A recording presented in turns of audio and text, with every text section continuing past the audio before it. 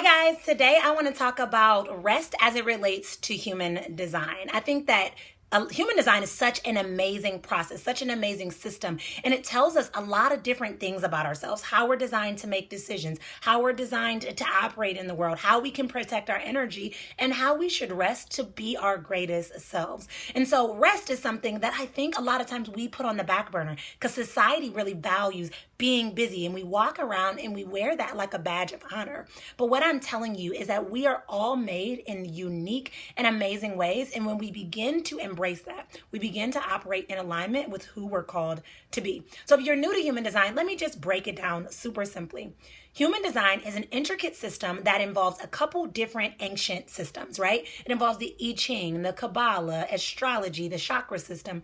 And simply put, it creates this comprehensive view of who you are designed to be. And when I first uncovered human design, I felt so heard, so held, and so understood. And this is why I'm so passionate about being able to bring this to other people. But let's talk about rest as it relates to your human design type, because this is going to be so transformational.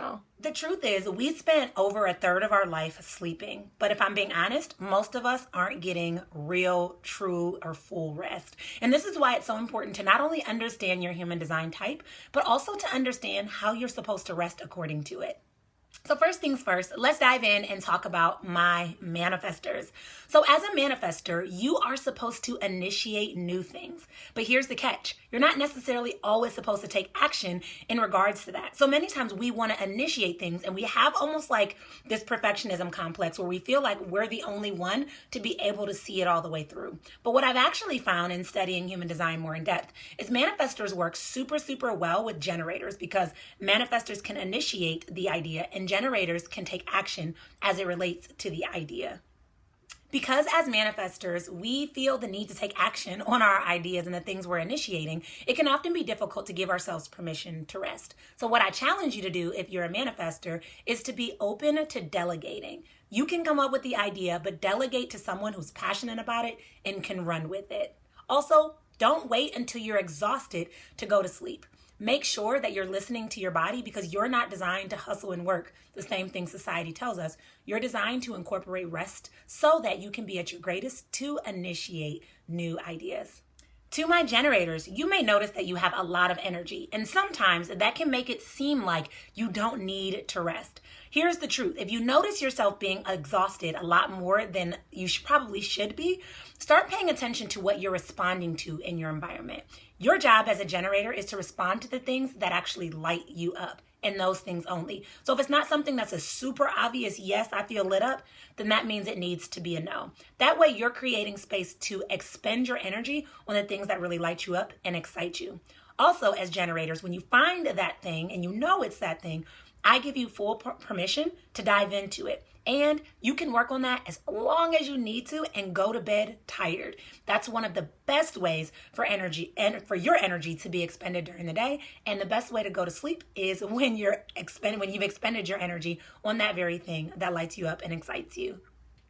As a manifesting generator or a generator, you'll notice that your life force energy actually regenerates when you're taking action on the things that light you up.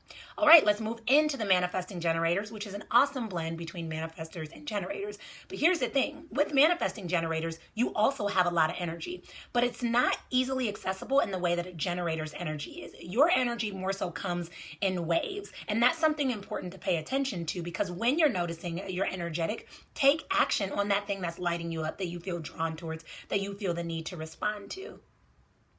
And then when you notice your body slowing down or winding down or telling you it's time for rest, give yourself permission to do that. Most manifesting generators have a difficult time switching it on and off like that. They go from energy to rest. So what I actually advise for you is to create a slow down routine that's going to work for you. So maybe that's you getting in bed but reading a really good book, or getting in bed and listening to a good podcast. So you still feel like you're taking action to some extent, but you're also giving your body permission to slow down. For my projectors, the idea of rest can often be a very conflicting concept, right? In society, we're told that we need to hustle and we need to work, and work looks a certain way. And so as projectors, You don't often have a lot of energy, and that's not a bad thing. You're here to be the teacher to the collective. So what I challenge you to do is find something that you're passionate about and learn about that so that you can bring that wisdom back to the collective, and give yourself permission to rest when you need, knowing that rest is actually restoring you so that you can be at your greatest energetic state. So if you're a projector, I challenge you to incorporate naps into your schedule and into your routine as much as you possibly can. Also, for projectors and reflectors, and actually manifestors too, watch if you're sleeping with sacral beings, so generators or manifesting generators, because you often will pick up their sacral energy, but because you have an undefined or an open sacral center, it's going to make it difficult because you need to differentiate or create a boundary because that sacral energy you're picking up is not your own. So it's important to make sure that you're sleeping away from generators or manifesting generators as much as you possibly can. Finally, for my reflectors, a really cool fact: you don't create your own energy. You actually just reflect the energy that you're taking in from other people. This is why it is so important as a reflector that you watch where you're spending your time and who you're spending your time with.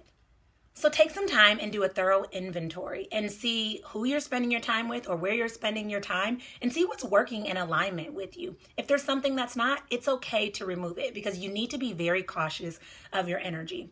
Also, as a reflector, you got to give yourself permission to retreat because you're constantly taking energy in from everywhere around you. So give yourself permission to retreat. And right before bed, slow all the way down. Actually, just come to a stop. Don't try to watch TV or scroll social media or scroll your email. You need that silence where you're not taking in any new energy or any new information. This is so, so important for my reflectors.